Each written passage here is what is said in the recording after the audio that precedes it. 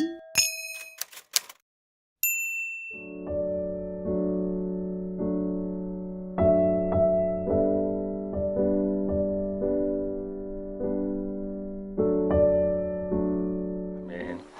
설교 제목 한번 읽습니다. 시작. 삶의 갈등 문제로 힘드십니까? 여러분 힘드십니까? 여러분 갈등이 없는 사람 하나도 없죠? 네. 6,352km인 어디를 말할까요? 세계에서 제일 긴 성, 만리장성. 6,352km인데 이게 만들어진 게 BC 408년 정도에, 그러니까 위나라가 진나라 이런 침입을 막기 위해서 만들다가 나중에 BC 200년도 쪽에 와서 진시 황제가 또 막았다가 또 한무제가 이렇게 막고 중국 역사에서 그런데 이 시기를 잘 보면 어디하고 아주 비슷해요. BC 445년이 뭐예요? 우리 기독교, 우리 교회사적으로 구약 역사에서 우리가 읽고 있는 느헤미야가 예루살렘 성벽을 완성하기 위해서 이제 3차 기한했던 시기하고 그 시기하고 춘추 전국 시대하고 이렇게 비슷하게 맞고 있는 그 시기예요. 그런데 실질적으로 지금 그 만리장성은 그 높이가 한 9m 정도 평균 정도 되고 폭이 한 5m 정도 지나다닐 수 있을 정도로. 그러니까 BC 400년도니까 지금으로부터 몇 년이 여러분들? 거의 2,400년, 2,500년인데. 그래서 실질적으로 최종적으로 이 만리장성이 현재 우리가 관광을 가게 되면 남아있는 건 명나라 때 만들었던 중축했던 것 정도고 실질적으로 한 30%밖에 남아있지 않는답니다.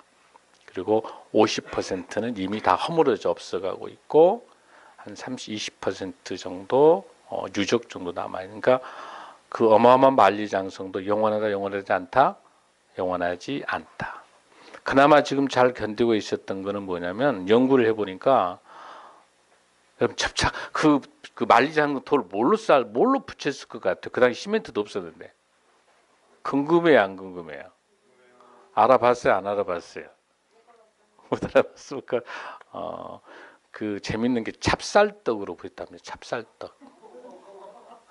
그 소석회하고 붙였는데 그 찹쌀떡에서 나오는 녹말 쪽에 강력한 접착이 있어서 찹쌀떡으로 만리장 쌓았답니다. 여러분 처음 알았어요? 에이, 다 알지, 여러분, 알지, 여러분들. 그렇습니까?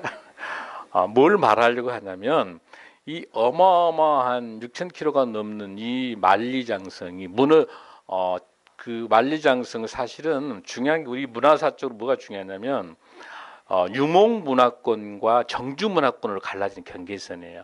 그러니까 만리장성 안쪽은 정주에서 살 수 있고 그 밖에는 다 유목민인 거죠. 문화 경계 아주 중요한 거 갖고 있는데 그런데 이 만리장성이 3번 뚫렸어요.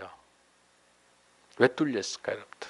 그 어마어마한 9m, 10m 어마한데 여러분 너무나도 기가 막힌 것은 저 원나라라든지 그쭉 있을 때 몽골이 침입을 계속 했었잖아요. 그럴 때 그 전쟁을 통해 가지고 이기는 게 아니라 문지기를 매수한 거야. 문지기 돈으로 문지기 뇌물을 받아서 문 열어본 거예요, 여러분. 그러니까 만리장성 어마어마한 만리장성 털린 게 뭐냐면 내부 문제는 내부 문제. 적이 어디가 있다?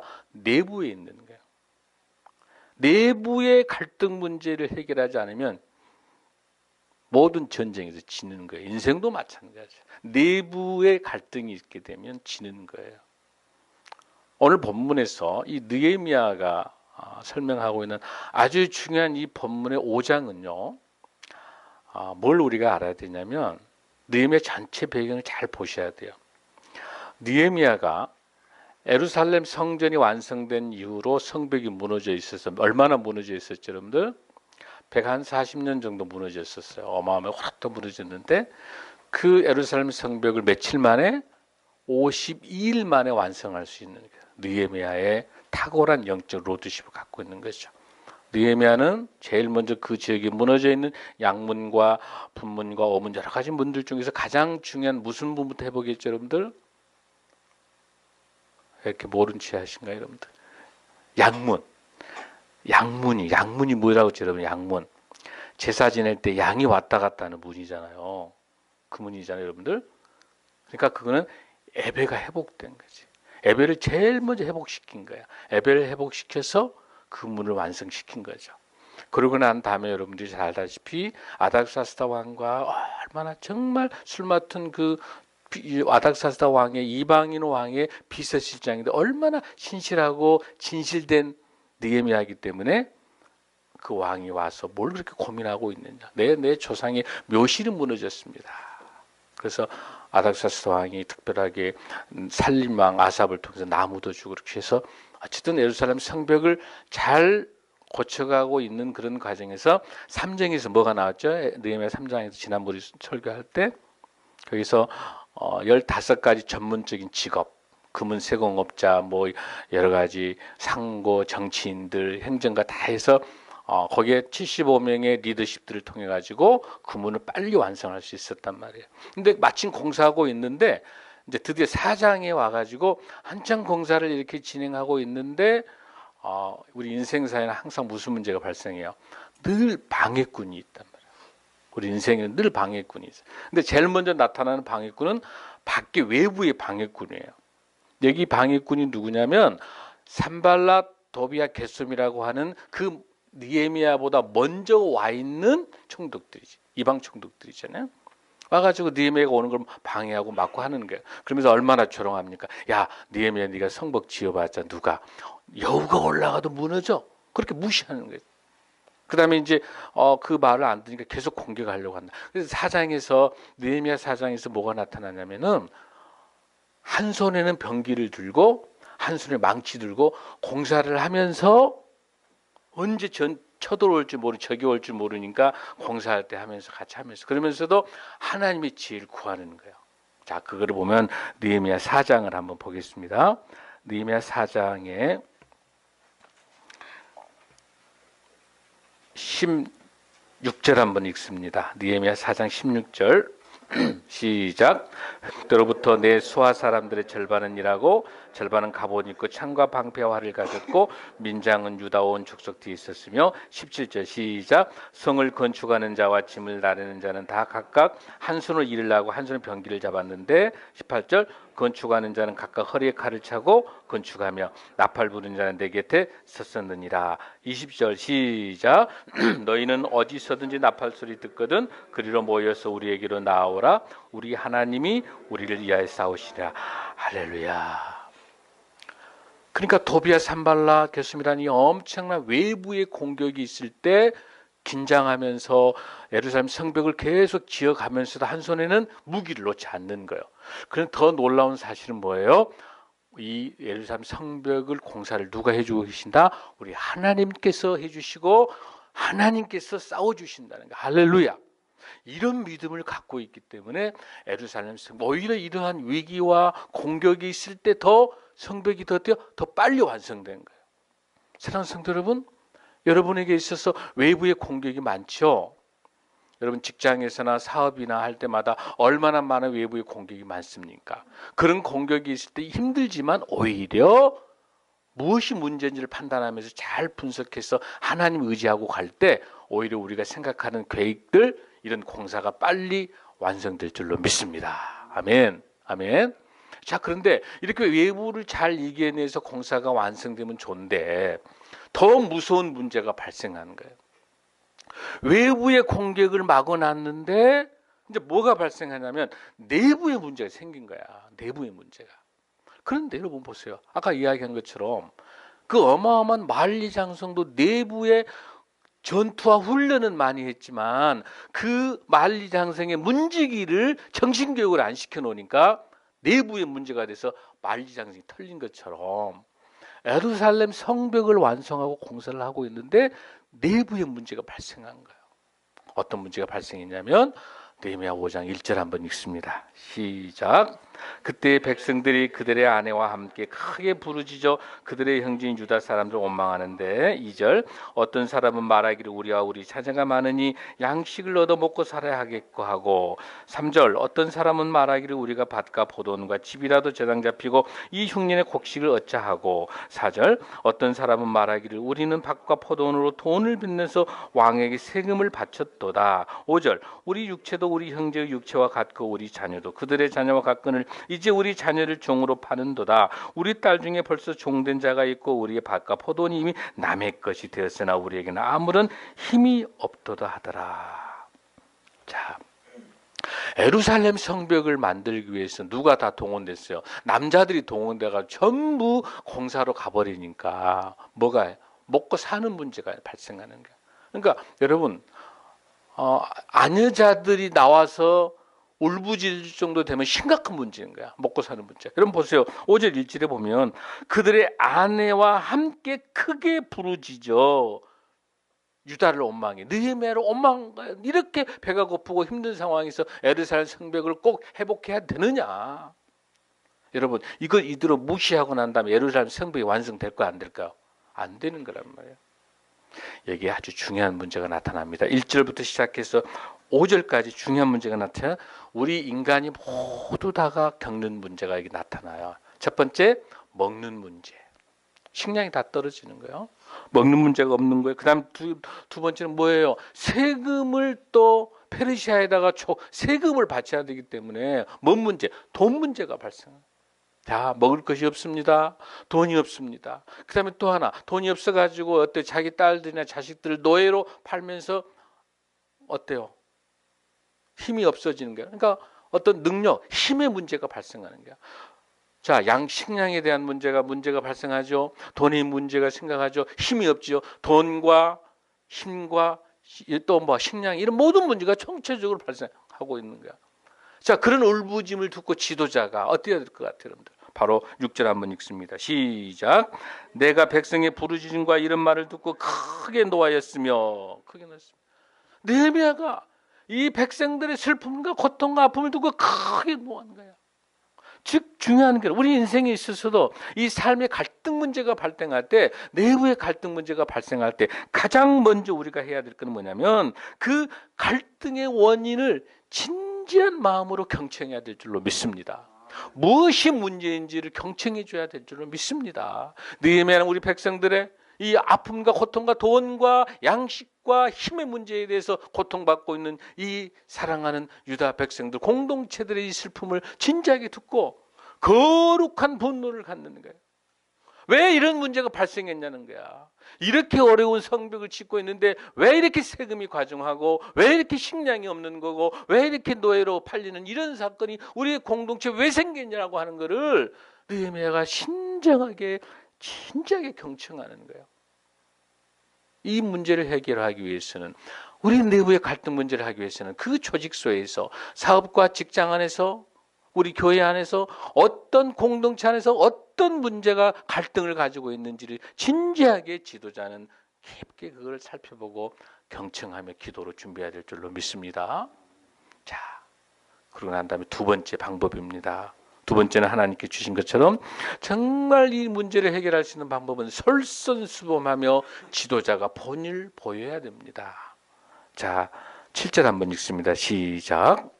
깊이 생각하고 귀족들과 만장들을 꾸짖어 그들에게 이르기를 너희가 각기 형제에게 높은 이자를 취하는도다 하고 대회를 열고 그들을 쳐서 8절 시작. 그들에게 이르기를 우리는 이방인의 손에 팔린 우리 형제 유다 사람들을 우리의 힘을 다하여 도로 찾았거늘 너희는 너희 형제를 팔고자 하느냐 더구나 우리의 손에 팔리겠다 하며 그들이 잠잠하여 말이었기로.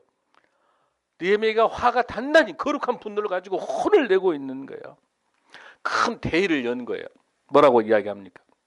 저 보세요. 70년간 바벨론 포로로 갔다가 우상숭배하고 하나님의 뜻을 저버려서 우상숭배해서 그 진노로 하나님께서 바벨론을 몽둥이로 쓰셔서 70년간 갔다가 포로로 3차 기한까지 왔던 유다 백성들인데 우리 공동체인데 야 너희들 지도자들 너희들이 즉 뭐예요? 고관들 관리라든 여기 민장이라 말하는 지도자들이요. 이 유다의 공동체 이란의 일꾼들 이런 사람들 지도하는 너희들이 그렇게 애잔한 바벨론 포로를 갔다 온 이 사람들에게 뭐라고 이야기했어? 너희 형제들 팔아먹고 손에 팔리게 하고 높은 이자를 가지고 왜 그렇게 힘들게 하느냐는 거야.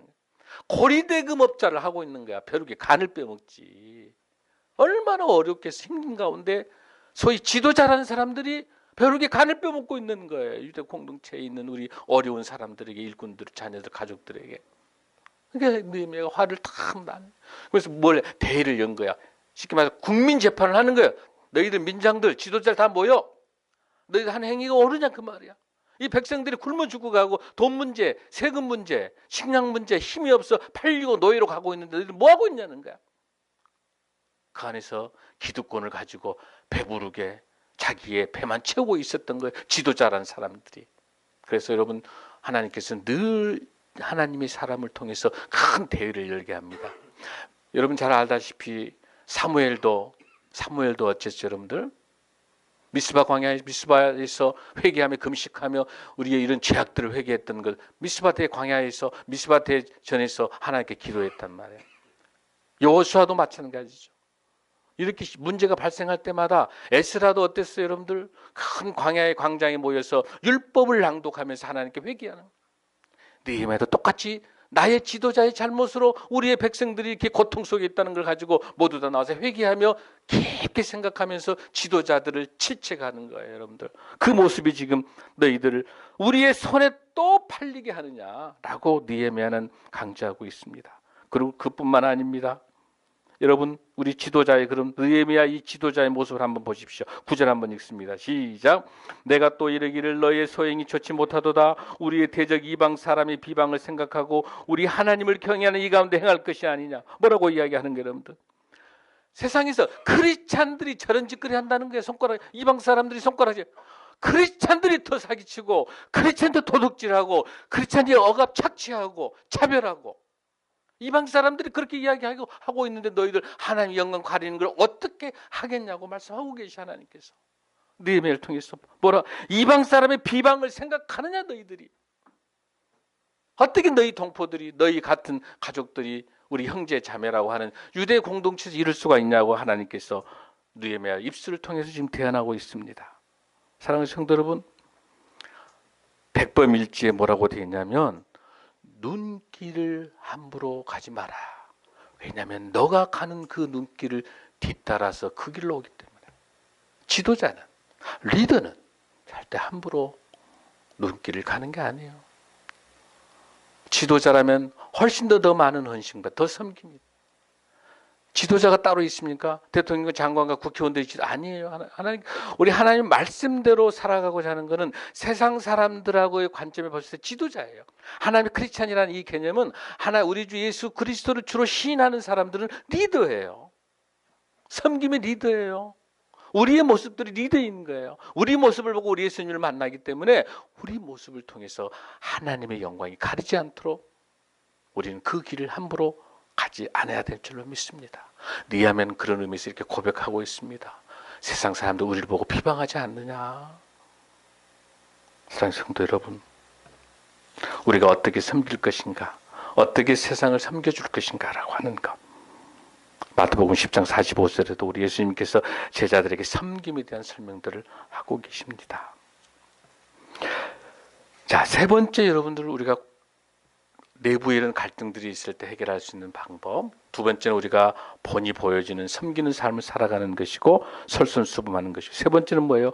오직 하나님의 말씀으로 우리가 우리의 삶들을 되돌아보며 회개하는 것만이 내부의 갈등들이 그 문제를 내 문제로 생각하고, 내부의 갈등 갖고 있는 것을 내 문제로 생각하고 말씀으로 돌아가고 먼저 역지사지할 수 있는 그 회개의 영을 통해서 하나님께서 들어서실 줄로 믿습니다. 10절 한번 우리 읽습니다. 시작. 나와 내 형제와 총자들도 역시 돈과 양식을 백성에 구워 주었거니와 우리가 그 이자 받기를 그치자. 11절. 그런즉 너희는 그들에게 오늘이라도 그들의 밭과 포도원과 감람원과 집이면 너희가 구워준 돈이나 양식이나 새 포도주나 기름의 100분의 1을 돌려 보내라 하였더니. 할렐루야. 여러분, 언제 이자 받는 거 다 돌려주고 못 뺏었던 것들 집 다 돌려주라? 오늘 지금 이 시간이에요. 느헤미야는 뭐라고 합니까? 오늘이라도 그들의 밭과 포도원과 갈라몬과 집이며 구워준 돈 이자 받지 말고 모두 다 돌려주라. 왜 그러냐 여러분들. 여러분 신명기 23장 19절에서 20절을 한번 보겠습니다. 신명기 298페이지 구약입니다. 왜 이자를 받으면 안 되는지 신명기 23장 19절에서 20절입니다. 298페이지입니다. 왜 이자를 받지 말고 돌려주라고 하는가? 왜 느헤미야가 이렇게 강조하는지 298장 신명기 23장 19절 20절입니다. 자, 시작. 내가 형제에게 끄워주거든 이자를 받지 말지니 곧 돈의 이자, 식물의 이자, 이자를 낼 만한 모든 것의 이자를 받지 말 것이라.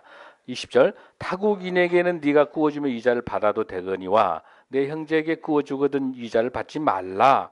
그리하면 내 하나님 여호와께서 내가 들어가서 차지할 땅에서 내 손으로 하는 범사에 복을 내리시라. 아멘. 형제에게 돈 이자 놀이 하면 된다 안 된다? 안 된다는 거예요. 안 된다는 거예요. 그런데 율법에 신명기에 있는 말씀이 있음에도 불구하고 지도자라는 사람들이 민장이라는 사람들이 관리 고위직들이 이자 놀이하면서 피를 말려가고 있는 거야. 여러분 인류 역사상 가장 오래된 직업이 뭐예요? 뭔지 알아요, 여러분들? 고리대금업이에요. 인류 역사에 가장 오래됐어요. 원래 그 스페인에서 유대인들이 스페인으로 이동했을 때 굉장히 많이 이런 장사를 많이 잘했었는데 스페인에서 탄압하게 되니까 이 사람들이 영국으로 왔어요. 그러니까 스페인에서 영국으로 이동하면서 유럽의 경제 구도가 바꿔져 버리는 거예요. 스페인이 몰락한 이유는 유대인을 쫓아냈기 때문이에요. 영국이 부강한 거는 유대인을 통해서 경제 구조가 오는 거예요. 고리대금이에요. 여러분이 잘 아는 로스차일드라고 하는 유명한 금융업 분야에 있어서 이 사람 출발도 고리대금에서 출발하는 거예요. 이 집안도 로스차일드 집안 같은 경우도 그러니까 지금 이 고리대금에 대해서 그 큰 제약을 느끼지 않는 거예요, 여러분들. 그뿐만 아니라 여러분들 그 중국에서도 그 사마천의 사기를 보니까 3세기 내지 4세기 때 고리대금업이라는 것이 있었어요. 더 놀라운 거는 황제가 그 고리대금업 그러니까 전당포 사장이야. 황제가 합법적으로. 그리고 몇 퍼센트 정도 이자를 받아냈냐라고 하는 걸 보니까 그러니까 국영기업이죠. 중국 같은 경우에 그런 것들. 그러니까 너무 제약을 느끼지 않은 고리를 받는 게 제약을 느끼지 않았던 거예요. 우리나라도 고리대금업이 언제 시작했냐면 고려시대 때 불교에서 한 거예요. 불교에서. 이자가 몇 퍼센트? 33.3% 고리로. 불교에서. 그러다가 조선시대에 와가지고 보니까 장리라는 그 제도가 장리라는 제도를 가지고 조선시대도 정부가 고리대금업을 한 거예요. 이자가 얼마냐? 50%예요. 50%. 이런 거예요. 그럼 더 재밌는 거는 왕의 비자금을 만드는 내수사라는 그런 기관이 있는데 여기는 고리대금 전문 업체예요. 왕이 비자금을 만들면서. 그래서 마찬가지 숙종 때도 33.3% 고리예요. 근데 숙종 정부 조선시대 정해놓은 게 33%인데 실질적으로 민간이에게는 70% 고리가. 그러니까 전부 가렴주고 전부 세금 때문에 이런 고리대금 때문에 피폐해진 거예요. 조선시대가. 그럼에도 불구하고 조선시대 왕실과 지도자들은 계속 고리대금을 끝까지 간 거야. 이게 패망의 지름길인 거야. 자, 그렇게 하다가 어떤 사건이 발생했냐면 여러분 제가 조사해 보니까 성종 때 왕의 책사라고 하는 삼노라는 제도가 있어요. 세 가지 어른들, 왕의 왕사죠. 그에서 정인지라는 사람을 이제 추천을 했는데 그 젊은 유생들이 엄청나게 반대를 하는 거예요. 왜? 이 정인지는 뭐한 사람이다? 이 고리대금업자라는 거야. 그런데 이거를 계속해서 무마시키는 거야. 왕조에서. 왜 그러냐면 그 당시 조선시대 모든 고위직들은 관리직들은 전부 다 뭐이다? 고리대금업자인 거야. 그러니까 한 명이가 나서서 정인지를 해야 된다 하면서 모든 한 통속기인 거예요. 고리대금업자. 이게 그대로 내려와서 지금도 우리나라도 상당한 고위직들이 전부 고리대금 하는 거예요. 합법적인 거래대금이 뭐예요? 여러분 대부법이라고 해가지고 지난 2005년 6년도 했다가 지금 보니까 60%까지 합법적으로 해놓은 거예요. 그러다가 작년 재작년에 낮췄어요. 낮춰서 액수를 제가 보니까 2018년도 27.9%로 낮춰놨습니다. 자, 뭘 말하는 거냐면 이 고리대금이라고 하는 것이 오랜 역사를 갖고 있는 거예요. 근데 끝까지 누가 하는다? 이 짓을 누가 하는다? 소위 지도자라고 하는 사람들이, 관리라고 하는 사람들이, 가진 자들이. 그러니까 조선시대에도 이렇게 이런 엄청난 비리가 있음에도 불구하고 무마되는 것이 지금도 내려와서 지금도 뭘로 바꿔졌어요, 여러분들? 저축은행이라는 이름으로 합법적으로 고리대금업자를 하고 있는 거고, 꽤 고위직들이 전부 저축은행 통해 가지고 하고, 민간들은 굉장히 어려운 거예요. 이거는 성경적인 경제관으로 돌아가야 될 줄로 믿습니다. 이자 때문에 죽어가고 있어요. 얼마나 힘든지 몰라, 우리 서민들은. 우리 크리스찬들이라도 이자가 적다고 한탄하지 말고 그냥 우리 크리스찬들 안에서는 이 이자놀이 하면서 사람 피를 말리는, 이거는 안 된다고 보는 거예요. 어쨌든 좋습니다. 어쨌든 이 본문에서 말하고 있는 것처럼 이런 것을 동포들에게, 우리 공동체, 유대 공동체들에게 이자놀이 하는 너희들 어때라? 당장에 지금 여기서 멈추라고 하는 거예요. 그러면서 하나님께서 주신 말씀이 뭐냐면 느헤미야를 통해 가지고 오직 성경의 말씀으로 돌아가라. 말씀에 돌아가서 너희들이 이런 잘못들을 회개하라고 이야기하고 있습니다. 자, 12절 한번 읽습니다. 시작. 그들이 말하기를 우리가 당신의 말씀대로 행하여 돌려보내고. 자, 이제 그렇게 죄를 짓고 엄청난 이자놀이하고 양식을 빼앗고 했던 이런 귀족들과 민장들이 어쩐다 말씀대로 행하여 돌려보내고 그들에게서 아무것도 요구하지 아니하리라. 자, 아니하리다 하기로. 자, 여기 쳐보세요. 이 귀족들과 민장들이 이제, 자, 제가 앞으로 이자 받지 않고 다 돌려주겠습니다. 이제 양식이나 이런 것도 노예는 다 하고 난 다음에 이 사람들 말을 못 믿겠어. 언제 또 이 짓거리 하려는가 모르니까. 그러니까 느헤미야가 다시 한번 세게를 딱 박습니다. 뭐라고 박습니까? 거기에 내가 제사장들을 불러 그들에게 그 말대로 행하겠다고 맹세하게 하고. 철저한 느헤미야예요. 하나님 앞에서 약속하라는 거예요. 백성들 피를 빼지 말라는 거예요. 자, 그러면서 더 재밌는 퍼포먼스를 한 번 더 합니다. 느헤미야가. 저는 이 말씀 준비하면서 놀라운 나는 이런 느헤미야와 같은 우리 행정 전문가, 나는 우리 정말 우리 성현이 정말 성현이 행정고 주시면 정말 사명가고 합격해야 돼. 왜냐하면 이런 지도자가 나와서 이 나라 살려야 돼요. 정직하고 양심 있는 하나님의 사람의 지도자가, 여러분들 중에 정말 각 분야 전문가들이 나와서 하나님의 사람인 사명 가져야 돼요. 여러분들 정말로. 보세요. 얼마나 느헤미야가 멋지냐. 어떤 퍼포먼스를 하냐. 13절 한번 읽습니다. 시작. 내가 옷자락을 털며 이르기를 이 말대로 행하지 아니하는 자는 모두 하나님이 또한 이와 같이 그 집과 사람에 털어버리실지니. 이 느헤미야가 다 모이라는 거야. 모이라 해가지고 지도자를 다 해서 너희들이 제사장 앞에서 안 하겠다고 약속했지 않느냐 하고 난 다음에 거기서 끝내지 않는 거야. 느헤미야가 다 옷을 벗고 훌 털어. 어떤다? 너희들이 제사장 앞에서 앞으로 이런 짓거리, 먹는 문제, 돈 문제 이런 걸로 장난치지 않겠다고 약속한 것을 만에 하나 어긴다면 뭐라? 이 말대로 행하지 않는다면 하나님께서 이와 같이 너희들의 집과 너희들의 사업을 털어버린다는 거야. 할렐루야. 할렐루야. 이런 지도자의 느낌이야. 이렇게 털려서 너희들이 어떻게 된다? 빈손된다는 거야. 하나님이 불어가 버리면 너희들이 그런 짓거리해서 그 애잔한 사람 힘들게 하면 어떻게 한다? 불어버린다는 거예요. 다 가져가 버린다는 거예요. 아무리 돈 싸고 아무리 내가 돈을 벌고 아무리 해도 하나님이 불어버리면 끝난다는 거예요. 우리 인생들도. 할렐루야. 우리 인생이 어디 있다는 거예요, 여러분들. 그러면서도 회중들이 뭐라 합니까? 회중이 다 뭐라 한다? 아멘하고 여호와를 어쩐다? 찬송하고 백성들이 말한 대로 행하여 할렐루야. 이 사건의 내부의 갈등 문제가 해결되자마자 강력한 속도를 내기 시작합니다. 예루살렘 성벽이 막 속도 내면서 신바람나면서 하나님께서 우리 건설하게 하시고 하나님 우리 사업을 지켜주시고 우리의 가족을 지켜주시고 우리의 먹을 문제, 우리의 직장 문제, 우리의 사업 문제를 하나님이 지켜주시면서 할렐루야 아멘 하니까 바로 어떻게 된다? 6장 15절로 바로 가가지고 하나님께서 140년간 무너져 있는 것을 어떻게 주신다. 외부의 토비아 산발라 개소을 먼저 정리해 주시고 내부의 적인 귀족들과 이 만장들의 이 많은 사람들의 이런 것들을 하나님께서 느헤미야를 통해서 정리하신 다음에 한 손에는 병기와 한 손에는 망치를 들고 일을 열심히 하면서 15절 시작. 성벽의 역사가 52일 만인 엘월 25일에 끝남에 할렐루야. 사랑하는 성도 여러분, 여러분의 사업을 하고 계시죠?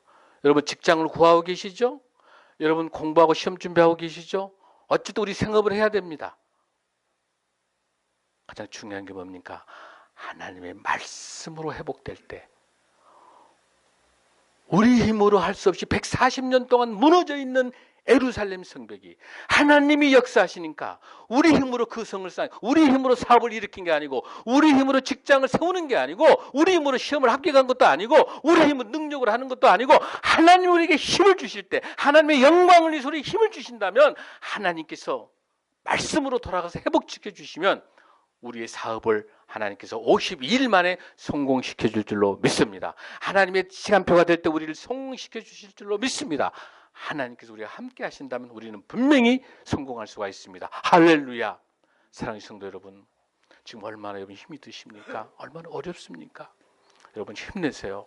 힘내시고 여러분의 수고와 여러분의 아픔과 여러분의 힘들어하는 거 주님께 다 알고 계십니다. 우리 좋으신 주님께서 사랑하는 성도 여러분에게 이 어려운 시기에 정치, 경제, 사회문화 어느 하나 불안하고 온전치 못한 이 시기, 이 환경 속에 이 국제 질서 속에 우리가 의지할 수 있는 건 우리 예수 그리스도 한 분밖에 없을 줄로 믿습니다. 하나님께서 우리의 사업과 우리의 직장과 우리의 자녀와 우리가 공부하는 것들 이 모든 것들을 하나님의 영광을 위해서 우리에게 큰 힘으로 세워주실 줄로 믿습니다. 여러분 실망하지 마시고 지치지 마시고 이렇게 어려운 고난과 역경이 있는 것이 오히려 예루살렘 성벽을 빨리 52일 만에 완성할 수 있도록 속도를 내주신 것은 태평천하가 돼서 아무 일도 없이 있을 때는 우리가 나타고 게을러지지만 우리의 내부의 어려움이 있는 것, 외부의 어떤 도전과 우리를 힘들게 하는 것들이 오히려 우리를 어떻게 힘을 주는 거예요. 알라스카산 좋은 청어가 전 세계에서 가장 높은 값으로 팔린 거, 또 우리나라에 있는 좋은 나무가 일본에서 고급으로 팔린 거는 거기 안에 뭘 집어넣습니까? 곰치를 집어넣어서 그 청어가 어떻게 싱싱하게 도착자에 잘 도착하기 위해서 거기에 곰치를 넣어서 이렇게 막 몇 마리는 죽지만 거의 대다수가 살아서 싱싱하게 우리에게 있어서 도전되는 거, 우리에게 오는 엄청난 고난, 역경, 힘든 거, 이 모든 것은 오히려 우리를 건강하게 하나님께 주시는 거. 지금 잠시 우리가 실패한 것 같지만 잠시 포기한 것 같지만 절대로 하나님의 시간표에서 포기가 없습니다. 하나님은 이 어려운 고통, 이 힘든 과정 반드시 동굴이 아니라 터널로 만들어 주셔서 우리를 회복시켜 주시고 우리 사업을 성공시켜 주시고 우리 직장을 만들어 주시고 취업하게 하시고 합격하게 하시고 우리를 분명히 세우실 줄로 믿습니다. 사랑하는 성도 여러분들, 느헤미야와 같은 귀한 리더십 다시 한번 그렇게 하기 위해서는 우리 내부에 얼마나 아파하고 있는지 어떤 고통과 고난이 있는지를 세심하게 보면서 나와 함께하는 사람들의 아픔과 나와 함께하는 사람들의 슬픔과 이거를 함께 공유하며 그를 위해서 기도하고 우리가 본을 보여주고 이를 통해서 하나님과 함께 동행할 때 승리할 줄로 믿습니다. 다 함께 일어나시겠습니다.